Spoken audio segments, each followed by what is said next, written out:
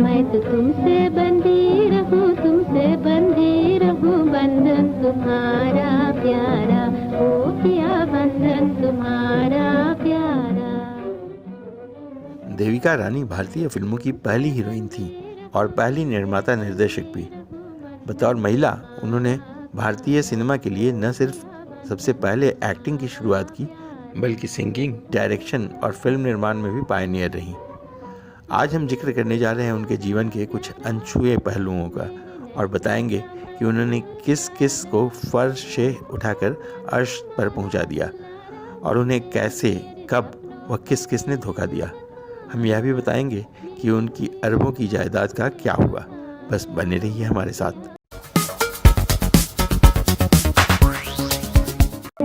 आई पश्चिम से घटा, नाव निहालो जागो, छाई पूरब में घटा, नाव निहालो जागो, नाव निहालो जागो।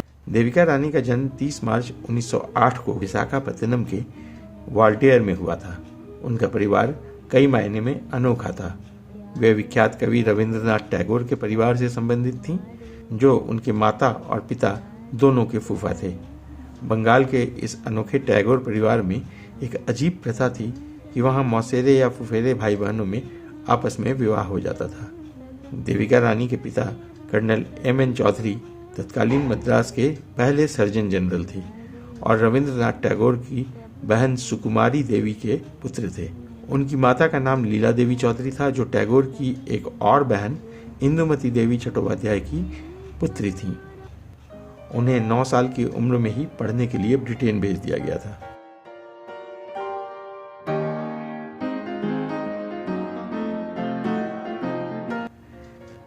स्कूल की शिक्षा पूरी करने के बाद वे Royal Academy of Dramatic Art व रॉयल एकेडमी ऑफ म्यूजिक नामक संस्थाओं में भर्ती हो गईं।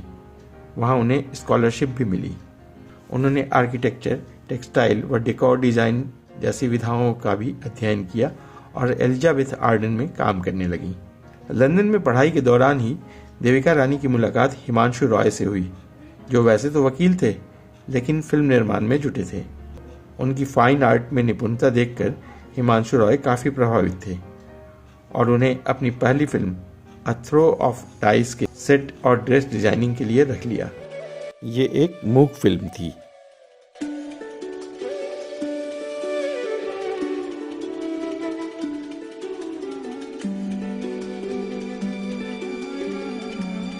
दोनों ने इस फिल्म के पोस्ट प्रोडक्शन के लिए जर्मनी की भी यात्रा की और वहां फिल्म निर्माण से संबंधित कई विधाएं सीखी। सन 1929 में दोनों ने विवाह कर लिया। भारत में भी उन दिनों फिल्में बनने लगी थीं। हिमांशु और देविका स्वदेश वापस आ गए। भारत आकर उन्होंने फिल्में बनानी शुरू की। उनकी पहली फिल्म आई सन 1933 में, जिसका नाम था कर्मा। हिंदी और अंग्रेजी दोनों भाषाओं में बनी इस फिल्म में देविका हीरोइन बनी और हीरो बने खुद हिमांशु।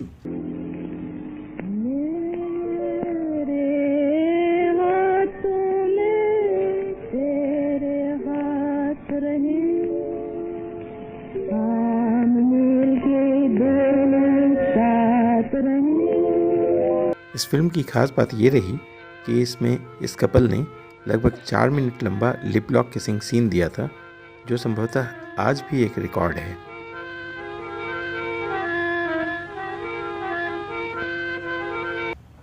अंग्रेजी वर्जन फिल्म रिलीज हुई लंदन में, जहां यह काफी लोकप्रिय हुई। Those who follow the torch of progress too swiftly sometimes get their fingers burnt, and yours are such beautiful fingers.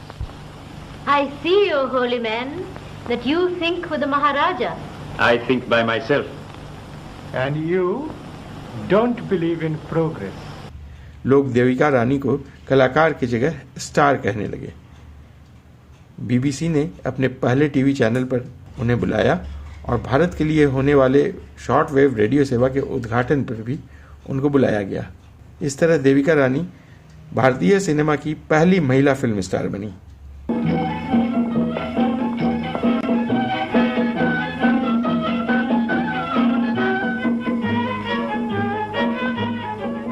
हालांकि भारत में इस फिल्म को वो कामयाबी नहीं मिली, लेकिन देविका रानी का जलवा तो कायम हो ही गया। देविका और उनके पति हिमांशु रॉय ने मिलकर बॉम्बे टॉकीज की शुरुआत की, जो कि भारत की पहली फिल्म कंपनियों में से एक थी। बॉम्बे टॉकीज को जर्मनी से मंगाए गए उस समय के अत्याधुनिक उपकरणों से सुसज्जित किया गया। अशोक कुमार, दिलीप कुमार, मधुबाला और लीला चिटनिस जैसे महान कलाकार बॉम्बे टॉकीज की ही पैदाइश माने जाते हैं। बॉम्बे टॉकीज का सफर भी आसान नहीं रहा। 1934 में हिमांशु रॉय ने फिल्म की शुरुआत की, जिसका नाम था जीवन नैया। हीरो रखा गया एक उभरते कलाकार नजमुल हसन को। कुछ रील की शूटिंग के बाद हसन ने देविका रानी को न जाने क्या गुट्टी पिलाई कि वो उसके साथ लापता हो गई। हिमांशु रॉय बहुत परेशान हुए, क्योंकि परिवार तो टूट ही रहा था, फिल्म के लिए लिया हुआ भारी कर्ज भी डूब रहा था। फिर उनके एक कर्मचारी शशिधर मुखर्जी ने किसी तरह उन्हें ढूंढकर वापस बुलाया। कहते हैं हसन की चालबाजी को देविका भली भांति समझ गई थी, और शायद यही कारण था कि उन्होंने अपने यहाँ तनख्वाह पर काम करने वाले मुस्लिम कलाकारों को हिंदू पहचान दी।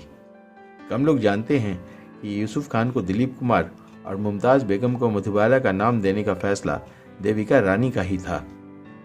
यह बात दिलीप कुमार ने अपने एक इंटरव्यू में बताई थी। हसन को फिल्म से आउट कर दिया गया और मुखर्जी ने अपने साले को इंट्रोड्यूस किया, जिसका नाम था कुमुदलाल गांगुली, और फिल्म में रखा गया अशोक कुमार।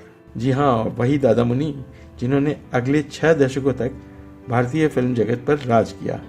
दोनों की जोड़ी ऐसी जमी कि उन्होंने एक के बाद एक 10 सुपरहिट फिल्मों में काम किया। सो गई लैला किसी की इंतजारी में, मेरी लैला को बादल तू नजर न लगा। मैं डाल डाल उड़ जाऊं, नहीं पकड़ाई मैं आऊं। तुम डाल डाल मैं पात पात, बिन पकड़े कभी न छोड़ूं संग संग मोरे। अछूत कन्या उनकी बहुचर्चित फिल्म रही है, क्योंकि इस फिल्म में एक अछूत लड़की और एक ब्राह्मण युवक के प्रेम प्रसंग की कहानी है। खेत की मूली बाग को आम, मैं तो हूँ छोरा तू तो है। उधर जीवन प्रभात में इसका ठीक उल्टा, यानी ब्राह्मण लड़की और नीची जाति के प्रेमी की कहानी दिखाई गई। सन 1940 में हिमांशु रॉय के अचानक निधन से देविका रानी बेसहारा हो गई।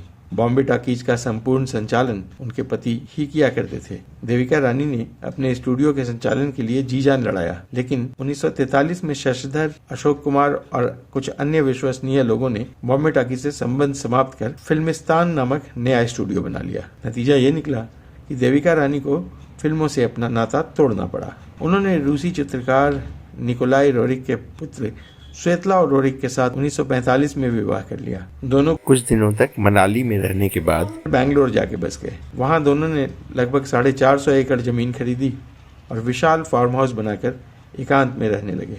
1958 में जब भारत सरकार ने पद्म पुरस्कार देने की शुरुआत की, तो देविका रानी को पद्मश्री दिया गया। 1959 में जब दादा साहेब फाल्के पुरस्कार की शुरुआत हुई, तो सबसे पहले देविका रानी को ही चुना गया।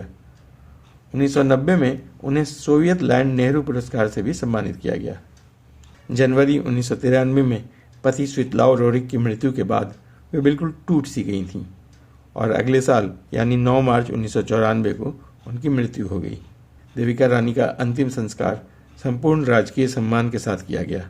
उनकी कोई औलाद या वारिस नहीं थी, तो कोर्ट के आदेश से सरकार ने उनकी जमीन पर एक अंतर्राष्ट्रीय स्तर का म्यूजियम बनाने की योजना बनाई है, लेकिन कब तक बनेगा इसका कोई पता नहीं।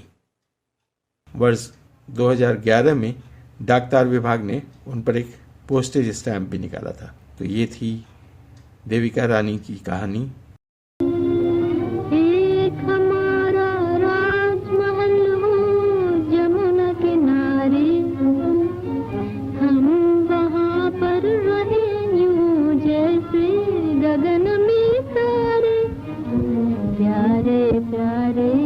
सपने हमारे बहू नदिया धीरे बहू हम उतर पार, बहू नदिया धीरे बहू हम उतर पार। मेरे जीवन के पथ पर छाई ये कौन? पूनम की चांदनी। कौन? पूनम